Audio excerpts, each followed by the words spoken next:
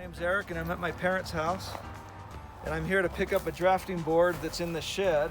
It's a drafting board that my dad used for many years, and I want to pick it up and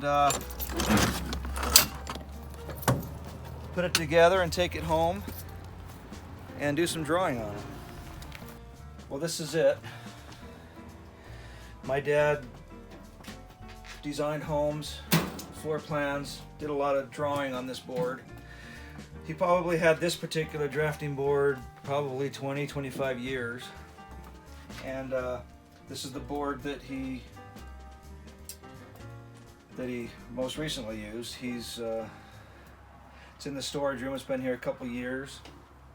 My dad passed away a couple years ago and basically worked on this right up until that time, and I got thinking about it and I wanted to come get it and do some drawing of my own.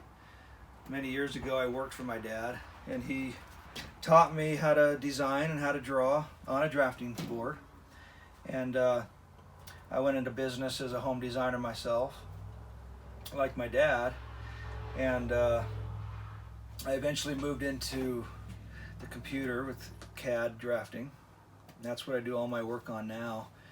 And I haven't drawn on a drafting board for probably over 20 years.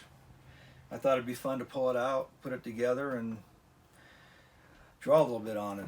I enjoy drawing. I really enjoyed it, and I kind of miss it. So I'm going to take this home, put it together. I wanted to get this board because it was my dad's, and I'll take it home, put it together, and see how it goes. All right, I saw this flat file folder here that holds drawings designed for 24 by 36 size sheets, which is an architectural D size, and wanted to open it up and kind of see what we got here. These are full of plans that my dad homes that my dad designed, just hundreds and hundreds of them.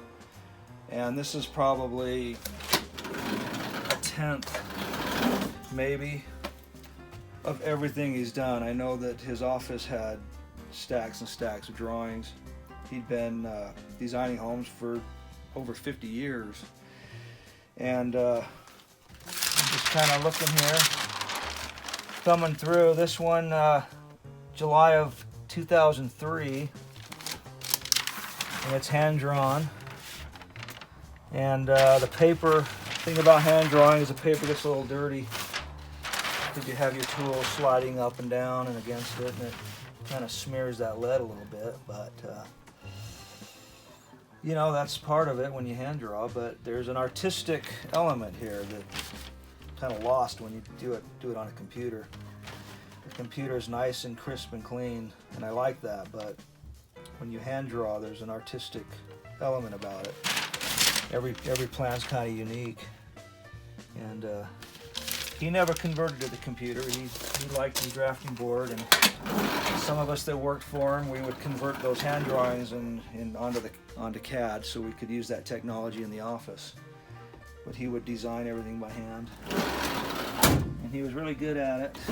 Anyway, maybe we'll come back here and examine some of these plans in the future and pull some of them out and maybe tweak them and rework them and see if we can update a little bit, have some fun with it.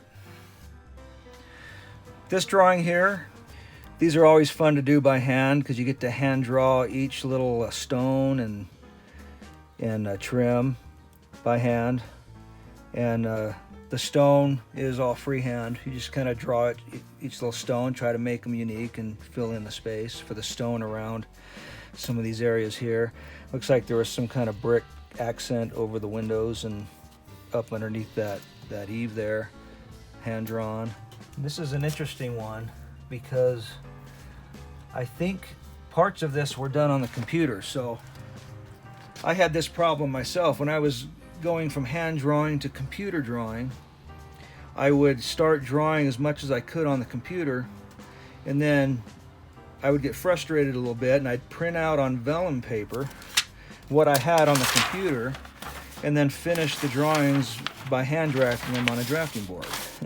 Looks like that's what was done here, because these shingles were done with a patch I mean a hatch pattern that's on the computer.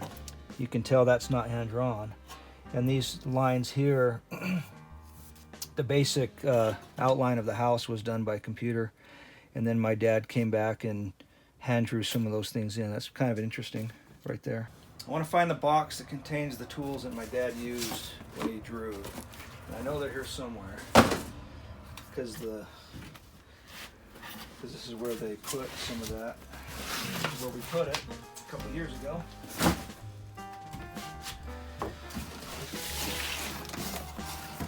Here's a box full of pens and pencils. So this probably might be something. All right. Yep, this is it. So we have a brush that you use often. Here's a lead pointer sharpener. Technical name is a lead pointer. It's just a mechanical pencil, a nice one, but that's not the type that we use for drawing. You know, your templates. And I'm glad I found this, because this is the best template for sinks and bath. It's old. We've been using this since I can remember, but it's a good template. You can tell it's been used really well. There's no writing on it anymore. It's just all worn off. But the template looks like it works. Yes, the adjustable triangle. Talk about that later. And other miscellaneous drafting tools. This is you can use this to draw curves, and you can shape it how you want. This is the best thing of all right here, an electric eraser. So we'll talk about that. Let's see what's in here. Leads. So these leads are 2mm, and this is what we use. Let's see if he has any lead holders in here. Here's one. Here's one. Here's one. So the claws open up, and you put the lead in. You draw with that, and you sharpen it. Now I found this lead holder. My dad must have used that for 30 years or more. It was at one point probably looked somewhat like this one. He's just worn it. He just used it so much.